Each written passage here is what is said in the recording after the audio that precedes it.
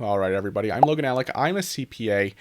So there's been a lot of focus recently in the news on the American Jobs Plan, which is the first component of Biden's infrastructure package. But I want to make a quick video covering some recent reports about the second half of that package, which is known as the American Families Plan. If you've been following my infrastructure updates, you know that the American Jobs Plan comes with a little over $2 trillion in new spending over 10 years, and that covers traditional infrastructure projects like bridges and roads, as well as what the administration is calling human infrastructure, which refers to public investment more broadly. That includes things like education, healthcare for seniors, public housing, etc. Up to this point, that has been the focus of the Biden administration's messaging on infrastructure. The American Families Plan has kind of taken a back seat, but the Washington Post reported this week that the administration is gearing up for an official announcement of that legislation as soon as next week, specifically Wednesday, April 28th, when Biden is scheduled to speak to Congress. According to the Washington Post, the American Families Plan will focus on child care, paid family leave, and other domestic priorities, and it will include at least $1 trillion in new spending and $500 billion in tax credits, on top of the $2.25 trillion that the administration anticipates coming from the American Jobs Plan. Of course, those figures could change depending on how negotiations go in Congress, but if the White House gets its way, then we will likely be looking at somewhere between $3 trillion and $4 trillion between the two halves of Biden's infrastructure package. And like the American Jobs Plan, it sounds like they're planning to pay for this through raising taxes on the wealthiest Americans. Biden has promised to avoid any tax increases for families earning less than $400,000 per year. We haven't heard too much to contradict that so far. If you're single, does that go down to $200,000? We have to wait for clarification there. The Washington Post source claimed that the American Families Plan would include around $225 billion for childcare, another $225 billion for paid medical and family leave, and $200 billion for universal access to pre-K education. Beyond that, there will also be hundreds of billions more to cover tuition at community colleges across the country and provide various forms of food aid. The White House responded to this report. They said President Biden has already put forward the first part of his historic plan to invest in the strength of America's economy and families, and he'll be outlining the second element of that proposal in the coming days. The details of that package are still being finalized, so speculation as to its final contents is premature at this point. So I do want to emphasize that this information from the Washington Post is not an official report. Don't quote me saying, taking this as gospel, there will be specifically $225 billion for childcare.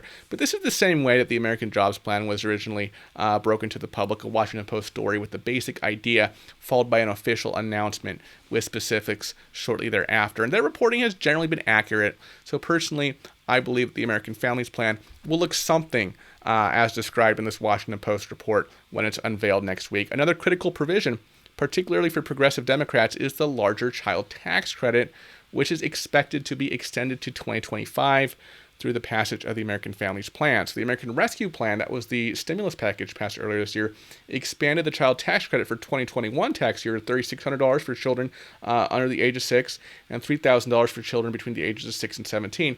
I explained that change in a video last month. There will be a link to that one in the description. Since then, Biden has been facing pressure from the left to make those changes permanent as a way of fighting child poverty. At first, it wasn't clear whether this would be a temporary measure, but the American Families Plan reportedly includes $400 billion in tax credits to cover that program through 2025. Following the report from the Washington Post, Democratic Senators Sherrod Brown, Cory Booker, and Michael Bennet, along with Representatives Rosa DeLauro, Susan Delbini, and Richie Torres, released a statement on the child tax credit, which says expansion of the child tax credit is the most significant policy to come out of Washington in generations. And Congress has an historic opportunity to provide a lifeline to the middle class and to cut child poverty in half on a permanent basis.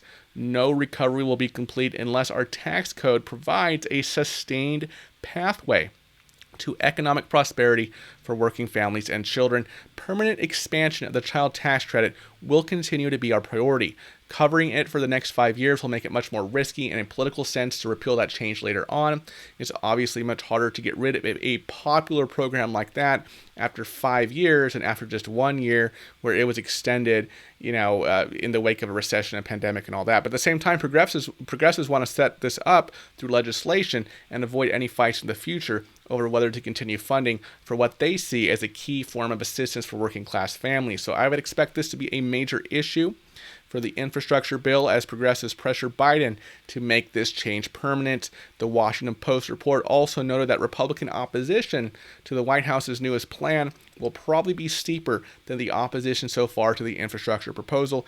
Infrastructure obviously has some bipartisan appeal.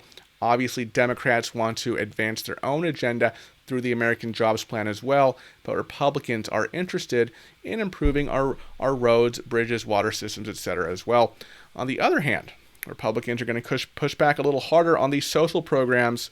We'll probably see them portray this as wasteful spending and having a negative impact on the deficit, although at this point it's hard to say whether those criticisms will stick, given that the American Jobs Plan has support from nearly 2/3 of the American people, despite including more than $2 trillion in new spending. I would also expect some conflicts over the reconciliation process. Democrats can use reconciliation to pass legislation with only 50 votes in the Senate, Kamala Harris being the tiebreaker, but at the same time, reconciliation can only be used to pass legislation that has a clear effect on the federal budget and meets certain other conditions. We saw this during negotiations over the American Rescue Plan. The version that was initially passed in the House, for example, included language to increase the federal minimum wage to $15 an hour, but that provision had to be struck from the Senate bill in order to comply with the restrictions surrounding reconciliation as interpreted by the Senate parliamentarian. Republicans will likely continue to be aggressive about challenging provisions that they don't think match up with the reconciliation rules. A former GOP Senate aide told The Hill that a lot of this infrastructure stuff hasn't been adjudicated in the past. What's interesting about reconciliation now is that it's being used for purposes completely unrelated to what reconciliation was intended for. No one is under the illusion that the reconciliation process is being used for purely fiscal policy reasons anymore. It's a way to get around the filibuster. Obviously, that's true. Nobody in 1974, when this Budget Act was passed through that reconciliation, could have thought that reconciliation would play a key role in the legislative agenda in order for one side to circumvent the filibuster. But ultimately, the question isn't whether that's what the rule was originally intended for, it's what the text of the rule actually allows. And the American Rescue Plan made clear that even though the minimum wage had to be thrown out, there's still a lot that can get done through reconciliation. And this will set up some conflicts as Republicans try to cut this bill off under the Byrd Rule, which is the rule that governs what can and can't be passed in the reconciliation process.